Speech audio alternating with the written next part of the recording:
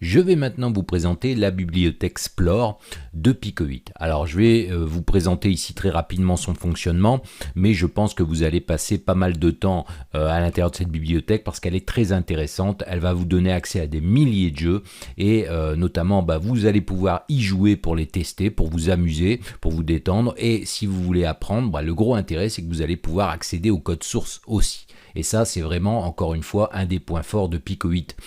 On a accès vraiment au code source et c'est un outil qui vraiment permet de faire de l'apprentissage aussi de cette manière. Donc, on peut toujours apprendre par le biais de jeux existants. Alors, pour ce faire, on va se rendre ici donc dans la console virtuelle et on va taper tout simplement Splore. Et là, vous pouvez voir que j'ai ici une petite fenêtre qui s'ouvre avec Your favorite list is empty. Vous avez press la touche C tout simplement ou X et to see all list of BBS cards. Donc vous pouvez voir qu'au niveau de favoris, vous avez des flèches directionnelles gauche et droite. Donc vous allez pouvoir comme ça aller sur la gauche et vous pouvez voir que vous naviguez. Ici, vous êtes plutôt dans le disque dur de votre console virtuelle. Donc bon, nous, on n'a pas grand-chose pour le moment à monter, mais si vous avez des jeux, vous pourrez aussi les lancer d'ici.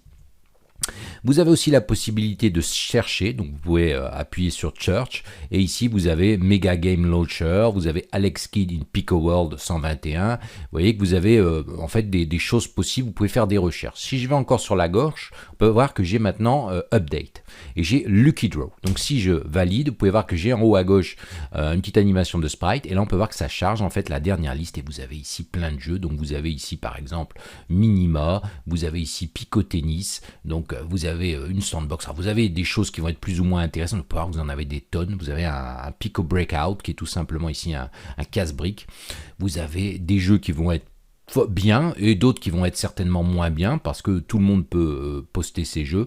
En général, vous allez avoir les meilleurs. Vous avez ici un Street Fighter 2, vous avez un remake comme vous pouvez le voir, Invaders Overworld, bon, vous en avez beaucoup comme ça. Donc vous pouvez remonter ou aller de nouveau à gauche et vous pouvez voir qu'ici vous avez les gems. Donc une game gem, pour ceux qui ne le savent pas, c'est tout simplement un concours, vous pouvez surveiller, il y en a beaucoup avec beaucoup d'outils et là notamment il y en a une qui est dédiée à Pico 8, ça vous permet en fait tout simplement, on vous donne un thème et vous pouvez voir certainement ici les thèmes qui ont été LCD Clock, enfin voilà, et vous avez un temps défini pour créer votre jeu de A à Z et le rendre, le publier en temps et en heure et vous êtes noté. Donc vous pouvez faire un update de nouveau, ça va mettre à jour tout simplement les jeux qui ont été faits pendant les gems comme vous pouvez le voir. Vous avez ici Work in Progress, donc pareil, je peux updater pour mettre à jour, et j'ai ici en fait, comme son nom l'indique, des jeux qui sont en cours, en fait, qui ne sont pas encore terminés. Donc attention, il peut y avoir des bugs, ou c'est un niveau, voilà, des choses comme ça. Ensuite, si je continue à aller sur la gauche, j'ai les Featured, donc voilà, donc ici, vous avez tout ce qui est encore une fois disponible, vous en avez plein.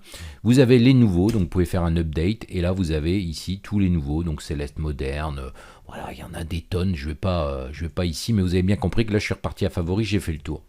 Donc vous pouvez voir qu'il y en a plusieurs, moi j'en ai déjà testé quelques-uns, j'ai ici, j'avais sélectionné un jeu qui était Alex Kidd in Pico World, donc vous pouvez voir qu'ici j'ai un menu quand je valide, et je peux tout simplement lancer ici Run Cart, donc lancer la cartouche, ce que je fais, et on peut voir que j'ai ici le jeu qui se lance avec la musique, alors c'est un très beau jeu, un portage qui a été fait par quelqu'un, et qui fonctionne très bien. Donc la touche C pour frapper, la flèche du haut pour sauter. Alors pour ceux qui ont connu Alex Kidd, vous n'allez pas être, vous connaissez un peu le principe, mais vous pouvez voir que c'est un jeu qui a été fait et qui est franchement très bien. Je vais essayer de descendre un petit peu, mais je ne vais pas vous embêter des heures. Je pense que le mieux c'est de vous faire votre propre idée. Je vais essayer ici de sauter, voilà. Je vais aller vite et on peut voir qu'on devrait tomber dans l'eau. Voilà, c'est vraiment fidèle à ce que j'ai connu et à l'époque c'était sur Master System. Voilà, je me suis fait avoir. Bon voilà, vous pouvez voir que le jeu, il est très bien fait. Je vais faire échappe et là, je vais faire exit to Splore. Je vais faire de nouveau échappe et là, vous pouvez voir que je suis revenu dans le mode normal. Voilà, donc je vais faire mon CLS. Et maintenant, si je vais dans l'éditeur de code, vous pouvez voir que j'ai tout le code d'Alex Kidd. Alors ici, vous pouvez voir que c'est écrit un petit peu n'importe comment. Bon, c'est vrai que souvent, c'est fait comme ça. Vous allez voir que quand vous avez des très gros jeux, vous pouvez voir que là, c'est un jeu qui a demandé vraiment les capacités globales de la console. On est à 8153 tokens, donc vous voyez, il n'y en a plus beaucoup de disponibles.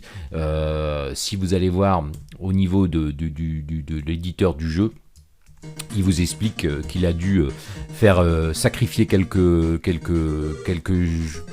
choses, quelques ennemis du jeu original, les menus et tout ça, parce que ça rentrait pas. Il était confronté, mais c'est quand même un gros jeu, un des plus gros jeux ici. On peut voir qu'on a aussi ce menu là qui nous permet de choisir des items.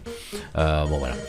Donc voilà, vous savez comment fonctionne le magasin Splore, n'hésitez pas à aller consulter un petit peu tout ce qu'il y a, vous amuser, ou pourquoi pas tout simplement voir un petit peu le code dans des projets un peu plus minimalistes, on va dire, il y en a des tonnes, mais vous pourrez voir par exemple comment coder un Pong, comment coder un jeu de billard, comment coder un jeu de casse-briques, enfin tout ce qui est imaginable, vous allez voir qu'il y a beaucoup de choses.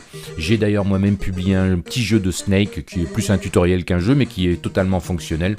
Donc voilà, donc n'hésitez pas à par curiosité à aller explorer le Splore, et puis moi je vous rejoins dans le prochain chapitre de cette formation.